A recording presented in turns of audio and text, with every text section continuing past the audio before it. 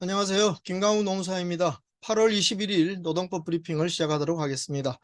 정말 연일 매우 무더운 날씨가 계속되고 있네요. 올해가 제일 더운 여름이라고도 하는데 참 걱정입니다. 다들 건강하게 지내시리라 믿습니다. 오늘도 몇 가지 흥미있는 이 노동 판결 뉴스들을 전해드리고자 합니다.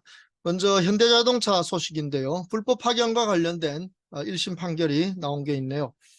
중요한 요점은 그 2차 협력업체까지도 파견 관계를 인정해서 직접 고용을 시킬 수 있도록 하는 그런 내용이 나왔습니다.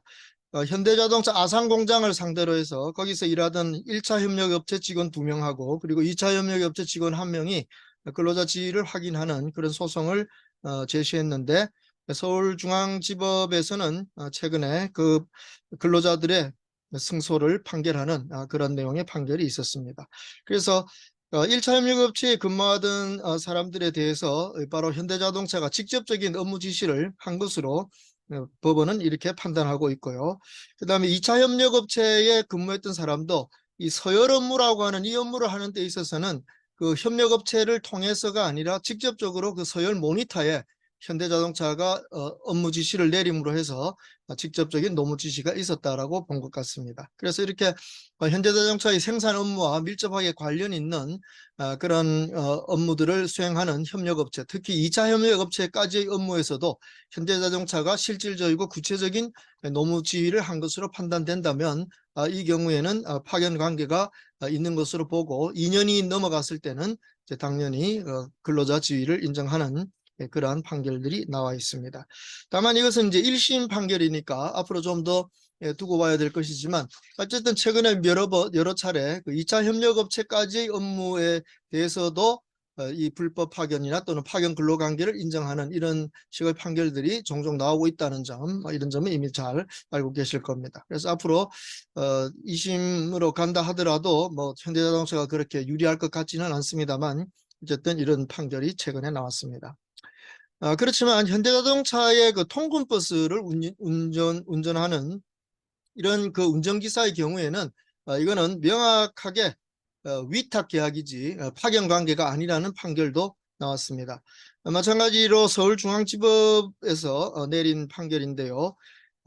현대자동차와 이 구내버스 및 의전 차량을 운영하는 업무를 위탁받은 회사에 소속된 그 운전기사들이 자신들이 현대자동차의 업무 지시를 받고 일을 했다라는 주장으로 자신들이 현대자동차에 직접 고용되어야 된다는 주장을 소송으로 제기했는데, 법원은 이 경우에는 파견 관계가 아니라 엄밀한 의미에서의 그 위탁계약, 도급계약, 일종의 도급계약과 같은 것이라고 보고, 현대자동차가 그들 운전기사에 대해서 어떤 직접적인 그런 지시를 한 것으로 인정할 수 없다라고 했습니다. 예를 들어서 운행 시간을 알려준다든가 하는 이것은 그 계약을 수행하기 위한 필요한 정보를 제공한 것일 뿐이지, 그것이 현대자동차가 이 운전기사들에 대한 노무지휘를 한 것으로 볼 수는 없습니다. 그 재미있는 표현에 이 통근버스나 구내버스를 운행하는 이 사업은 현대자동차의 본질적 사업, 즉 자동차를 생산하는 업무, 이거하고는 직접적으로 관련이 없기 때문에 현대자동차의 실질적인 편입이 이루어지지 않았다, 이렇게 전제를 하고 있는 것, 이런 점도 참고할 수 있습니다. 그래서 이 근로자 파견 관계를 인정하려면 항상 노무지휘 관계가 실질적으로 있느냐 없느냐 이것을 보게 되는데, 이 경우 그 업무가 상시적이고 구체적으로 필요한 그러한 업무일 수도 있고, 또 어떤 전체적인 면에서 보아서 그런 사업에 편입될 수 있는 그런 성격의 업무일 때 이런 경우에 이제 파견 관계로서의 노무 지위를 인정하는 이런 태도를 볼 수가 있겠습니다. 그래서 이제는 파견과 관련된 법리가 상당히 이제 잘 발전이 되어 있고, 거기서 어떤 요소들을 따져야 하는가 하는 것이 이제 거의 명백하게 우리 법원이 정립을 하고 있기 때문에 앞으로 이런 분쟁이 생긴다 하더라도 그것을 해결하는 데는 그렇게 큰 어려움은 없을 것 같습니다. 다만 그동안 워낙에 그 파견을 이제 법에 맞춰서 하지 않고 사용자의 편의에 따라서 이제 하다 보니까 사용자로서는 상당히 좀 난감한 이런 상황이겠지만 뭐 이제는 어쩔 수 없습니다. 법원에만 가면 근로자들이 이기는 쪽이 훨씬 더 비율이 높은 것이니까 이제 이 파견 관계라든가 위탁 관계, 도급 관계 이런 데 대한 그 실질적인 기준들을 정확하게 이해하고 정말로 도급이나 위탁으로 쓰고 싶다면 거기에 대해서 노무지휘를 하지 않아야 된다는 것이죠. 그러나 간접적으로라도 노무지휘를 하는 경우에는 이것은 파견 관계가 성립되고 2년이 지나면 직접 고용해야 될 의무가 발생하게 된다 하는 이 원칙을 잘 기억하시기 바랍니다. 자, 그 다음에 보도된 뉴스 가운데 병원과 관련된 사건이 2건이 있습니다. 우선 지금 65일간 그 파업에 들어가 있어서 굉장히 어려움을 겪고 있는 광주시립병원, 광주시립요양병원이죠. 네, 거기에서의 이 파업이 65일간 진행되는데 그 파업을 시작한 그 첫날에 그 광주 빛골 의료재단이라는 곳에서 노조의 파업을 상대해서 직장 폐쇄를 했습니다. 3개의 그 병동 가운데 1개를 직장 폐쇄를 해서 이제 환자들을 이제 옮기는 그런 일이 있었습니다. 그런데 그 파업 당일날 이 직장 폐쇄를 들어가니까 노조 측으로서는 상당히 이것이 공격적인 직장 폐쇄가 아닌가 하는 이런 생각을 할 수도 있겠죠. 저도 처음에 그 뉴스를 봤을 때 야, 저것이 좀 공격적이 아닌가 이런 생각을 하기는 했습니다. 그래서 마침내 노조가 이러한 직장 폐쇄를 해제해 달라고 가처분 신청을 했네요. 예, 그래서 가처분이라는 것은 어떤 이제 긴급한 필요성이 있을 때 그런 법률적인 임시적인 조치를 취해 주는 것을 말하는데 여기 직장 폐쇄 해제 가처분을 내렸으니까 그 사용자가 내렸던 직장 폐쇄를 해제해 달라 노조 측에서 이제 요청을 한 것입니다. 근데 법원에서는 이 사건의 경우에 있어서 만약 가처분을 인용하면 즉 그 직장 폐쇄를 해제하게 되면 노조는 본안 판결에서 승소한 거나 같은 결과를 얻게 되죠. 그런 의미가 있겠죠. 해제 그 직장 폐쇄 자체를 할 수 없게 돼 버리니까. 그러나 재단 측, 즉 사용자 측은 매우 불리한 영향을 받게 되는다. 그래서 이것은 가처분 결정을 하기에는 그 아주 시급한 필요가 있다고 보기는 증명이 되지 않는다고 봐서 본안 소송, 그러니까 직접적인 소송에서 충분한 주장이나 증명을 통해서 판단을 받도록, 권리구제를 받도록 그렇게 결정하고 결국 이 가처분 신청, 그 직장 폐쇄를 해제해 달라고 하는 가처분 신청 그 자체는 기각을 했습니다. 그래서 일단 노조가 진 것인데 뭐 노조는 뭐 계속 법적으로 다투겠다고 하니까 앞으로 추이를 더 지켜봐야 되겠습니다. 근데 요즘 같은 시대에 이렇게 65일씩이나 파업을 한다. 그것도 병원이라는 이런 의료기관에서 이런다. 이건 참 뭔가 노사 간에 서로 간에 좀 뭔가 어떤 커뮤니케이션이라든가 여러 가지 이 노사 평화와 관련된 점에 있어서 상당히 좀 부족한 점이 있지 않았나 싶습니다. 그래서 이 광주지법에서 내렸던 이 판결, 광주 지역에서 지금 진행되고 있는 이러한 노사 분쟁 사태가 하루속히 해결될 수 있기를 바랍니다. 자, 그런데 또 똑같은 병원과 관련된 사건이 하나 있었는데 이건 아주 재밌는 사건입니다. 자, 한 병원에서 이제 페이 닥터, 그러니까 병원 원장을 이제 채용하면서 거기 이제 임금을 월 1,500만 원씩 주기로 하는 그런 근로계약을 이제 맺었는데 그 계약서 내용에 이 수습기간, 시용기간이라는 표시를 명백하게 했습니다. 그래서 수습기간 동안에 근무 성적 등을 평가해서 평가 결과가 부적절하다고 인정되는 경우에는 본채용을 하지 않는다. 이렇게 이제 표현함으로써 수습이라는 말을 쓰지만 이게 일종의 시용 기간처럼 이제 해석되도록 그렇게 이제 근로계약을 만들었다는 거죠. 그래서 3개월간 수습 기간을 둔다고 했는데 3개월이 지난 뒤에 이 평가 결과가 미흡하다라는 이유로 그 본채용을 거절을 해버린 것입니다. 자, 그러니까 이제 당사자로서는 내가 본채용 거부될 사유가 없다. 이것이 잘못된 부당해고다. 이렇게 주장해가지고 이제 소송을 걸었는데 1차 지방노동위원회에서 부당해고로 판정이 나왔습니다. 그러니까 이제 2차 중노위에 가게 되어서 소송을 다투게 되는데 여기서 이 사용자 측에서 아주 재미있는 주장을 한 것입니다. 아주 참 보기 드문 주장인데 이 근로계약 월 1,500만 원씩 주기로 했던 이 의사 근로계약이 사실은 근로계약을 맺은 게 아니다. 이거는 실질적인 근로계약이 아니고 사실은 안으로 들어가 보면 이 의사가 자기 부인으로부터 뭔가 재산을 상속받았는데 그 상속세를 안 내려고 그 돈을 상속받은 돈을 이 병원 재단에다 출연을 한 거예요. 근데 그 출연한 돈을 다시 돌려받기 위해서 말하자면 이 위장 취업하는 식으로 근로계약을 체결해 가지고 월 1,500만 원씩 받아가기로 했다는 겁니다. 그러니까 출연금은 5억이나 되니까 월 1,500만 원씩이라면 연봉으로 한 1억 8천, 한 3년 근무하면 결국 그 출연했던 돈을 다 돌려받을 수 있게 된다는 거죠. 그래서 이 병원 측에서는 이거는 이런 식의 그 암묵적인 통정 허위 표시, 서로 짜고 치는 그런 계약을 맺어가지고 그 상속세를 안 내려는 그런 편법을 쓰려고 한 거지 실질적인 근로계약을 한 것이 아니다. 이제 이런 주장이 나온 겁니다. 이건 사실 서로 간에 만약 실제로 그렇게 짰다면 이거 밝히면 안 되는 거 아니겠어요? 이거 세금 포탈하고도 관련이 되니까. 예, 그런데 이제 이 부당 해고로서의 그 법적인 다툼을 하다 보니까 이 재단 측이 이제 급했는지 이런 사실을 밝히면서 이게 통정 허위 표시로서 계약 자체가 무효라고 이렇게 주장을 한 것입니다. 이건 뭐 계약 자체가 처음부터 무효라면 이건 부당해고 문제 다툴 필요도 없게 되는 거죠. 네, 그런데 이제 중노위에서는 그렇지 않다. 이거는 부당해고가 맞다. 근로계약이 실질이 있다. 이제 이렇게 된 겁니다. 그래서 이제 이게 법원으로 이제 가게 된 것이죠. 그래서 법원에서의 판단은 이거는 근로계약의 실질을 갖추고 있다. 왜냐하면 이 의사가 실제로 당직 근무도 하고 진료도 했다는 것입니다. 그리고 그 계약서의 내용을 보면 그 3개월간 수습 기간을 두고 평가하겠다고 했고 그 평가 기준을 이제 좀 정확하게 못 잡았다는 거죠.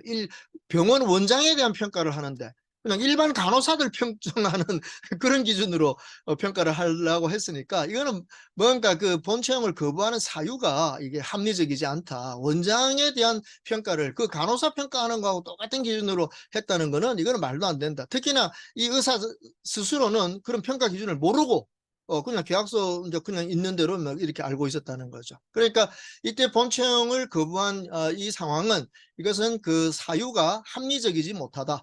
예, 그렇기 때문에 우리 대법원 판례가 이미 확립한 대로 시용 기간을 두고 본채용을 거부하는 경우에도 합리적인 사유가 있어야 되고 거기에 대한 서면 통지, 서면 해고 통지를 해서 그 이유를 분명하게 알 수 있도록 해야 된다는 이 대법원 판결의 취지에 따라서 이번 서울행정법원에서는 바로 그 점을 지적하고 있습니다. 그래서 이 수습 기간이 끝났을 때 본채용을 거절한 것, 이거는 합리적인 이유가 없기 때문에 그것은 무효고 부당해고로서의 무효가 된다는 것으로 판단한 경우가 있습니다.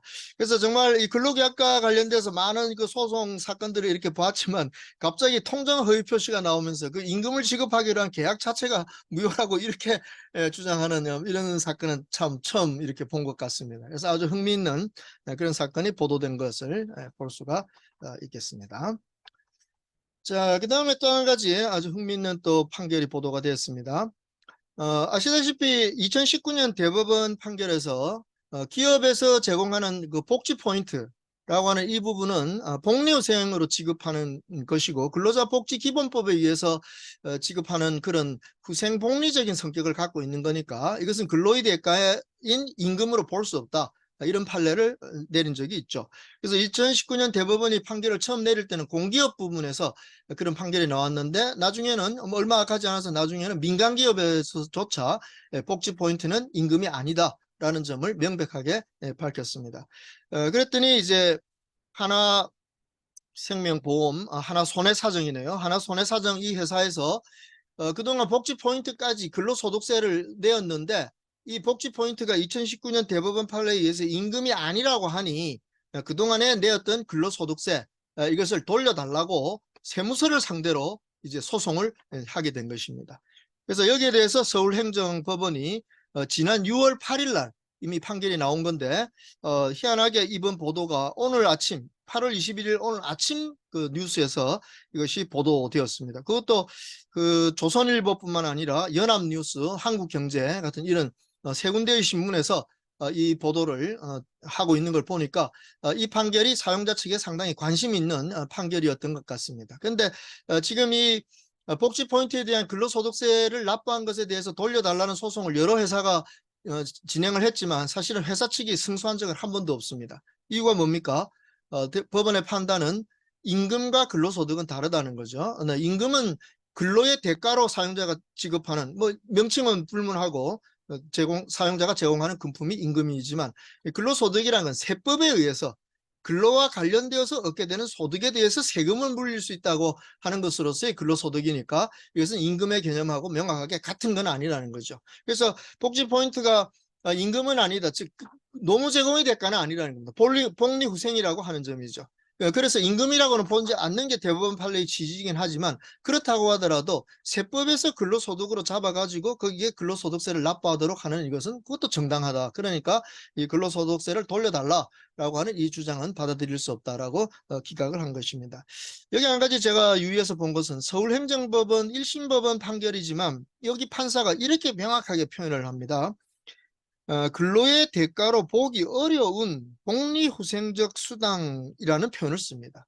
그러니까 원칙적으로 우리가 임금을 따질 때 근로기준법에서 말하는 임금을 따질 때 이것은 근로제공의 대가 이것이 되어야 되는 건데 이 1995년 12월 그 대법원 전원합의체 판결에서 이렇게 근로의 제공만을 가지고 임금이라고 이렇게 판단하지 않고 근로제공과 밀접한 관련이 있는 금품도 임금이라고 이제 이런 판결을 내리는 바람에 우리나라 임금 체계가 아주 뭐 어렵게 되어버렸다는 거죠. 여러 차례 지적한 바가 있을 겁니다. 그러니까 복리후생이라고 하는 것은 이것은 노무 제공의 대가가 아니기 때문에 그건 처음부터 임금이 아니라는 것이죠. 제가 1986년에 처음으로 노동법을 이제 공부하게 됩니다. 그해 노무사 1차 시험이 있어가지고 처음으로 이제 노동법 공부를 하는데 그때 근로기준법 공부하면 임금의 정의를 내릴 때 분명하게 얘기합니다. 임금은 노무 제공의 대가다. 그러니까 노무 제공의 대가가 아닌 것은 임금이 아니다. 그러면 노무 제공의 대가가 아닌 거엔 뭐가 있냐? 첫 번째 실비변상, 두 번째 복리후생적 금품, 세 번째 공로보상적 금품.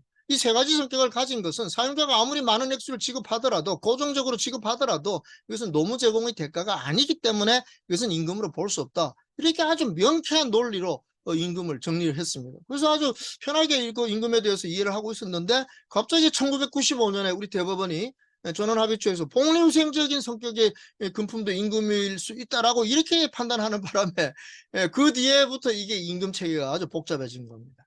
그래서 제가 여러 차례 얘기하지만 이 복잡한 우리나라의 임금 체계를 정리하려면 이게 임금기준법 빨리 만들어야 됩니다. 그래서 임금에 들어갈 수 있는 부분이 무엇인지, 통상임금에는 뭐가 들어가는지 이런 부분들을 잘 정리해서 노사 간의 임금에 대해서는 그렇게 혼란이 없도록 해주는 것이 굉장히 시급한 문제인데 우리 관계자들이 이런 점에 대해서 얼마나 신경을 쓰고 있는지는 모르겠습니다. 근데 이번 이 판례에서 보신다시피 방금 제가 다시 한번 강조했지만 이 행정법원 판결문 중에 근로의 대가로 보기 어려운 복리후생적 수당이라는 이 표현을 쓴다면 복리후생은 일반적으로 근로의 대가가 아니라고 보고 우리 근로계약상의 그 부수적 의무인 사용자의 배려 의무에 의해서 근로자들의 생활을 지원해 주기 위한 그런 성격으로 지급하는 금품이다. 이렇게 판단을 하게 된다면 얼마든지 임금의 기준을 명확하게 잡을 수 있음에도 불구하고 이것이 그렇게 빨리 이루어지지 않은 게 참 안타까울 뿐입니다. 앞으로 이 점을 좀 더 잘 고려해서 이런 사건이 생길 때마다 한 번씩 이런 점들을 검토해 볼 필요가 있을 거라고 생각이 됩니다. 자, 마지막으로 간단한 흥미있는 판결이 있습니다. 신한카드 사건인데요. 채용을 할 때 여성과 남성의 채용 비율을 미리 정해놓고 그래서 이제 전형을 한 겁니다. 그러다 보니까 남성 수가 여성보다 그 서류 합격하는 숫자가 적어지니까 여기 조작을 해가지고 점수를 다시 바꿔가지고 여성 후보자들 1차 합격자들을 더 줄여버리고 남성 그 서류 합격자들을 늘리는 그런 일이 있었습니다. 그래서 여기에 대해서 검찰이 수사를 해서 이것은 남녀 차별에 위반된다고 해가지고 벌금 500만 원에 약식 기소를 했는데 이상하게 법원이 그 약식 기소를 판단하면서 이거는 약식 기소로 끝낼 문제가 아니고 정식 공판을 해야 된다고 해가지고 재판을 했습니다. 그래서 이번에 이제 서울중앙지법에서 판결이 나왔는데 역시 뭐 벌금 500만 원의 판결이 나오긴 했습니다. 그러나 명확하게 이렇게 남성을 유리하게 하기 위해서 그런 서류 전형에서 어떤 조작을 하고 차별을 하고 하는 것은 불합리한 차별을 차별로 봐가지고 이것이 위법한 행동이었다는 점, 이 점을 법적으로 명확하게 한 것이라고 보겠습니다. 그래서 남녀 차별이라는 문제뿐만 아니라 여러 가지 부분에서의 그 차별 문제가 지금 우리 사회에서 굉장히 많이 떠오르고 있습니다. 앞으로 이 차별과 관련된 여러 가지 판례들이 나올 것 같은데, 일단 기준은 항상 보면은 동일 노동에 대한 동일 임금 지급의 원칙, 이런 것이 가장 기준이 되면서 그런 불합리한 차별이 일어나지 않도록 하는 것, 이것이 차별적 처우 금지의 중요한 원리라고 보겠습니다. 그래서 임금뿐만 아니라 이런 고용에 있어서 또 앞으로 승진의 기회, 교육의 기회, 뭐 이런 인사처분의 기회, 이런 것들에 있어서도 차별이 일어나지 않도록 하는 것, 이건 앞으로 우리 기업들의 인사 노무에 굉장히 중요한 이슈가 될 거라고 생각이 됩니다. 그래서 이번에 나온 이 판결을 한 번쯤 잘 음미해 보시고 잘 적용하실 수 있도록 하시기 바랍니다. 오늘 참 아기자기하게 여러 가지 흥미있는 노동 판결들 뉴스를 볼 수 있었습니다. 이런 뉴스들을 수집해 주시고 보도해 주신 기자들께 다시 한번 감사드립니다. 오늘 노동법 브리핑 마치도록 하겠습니다. 감사합니다.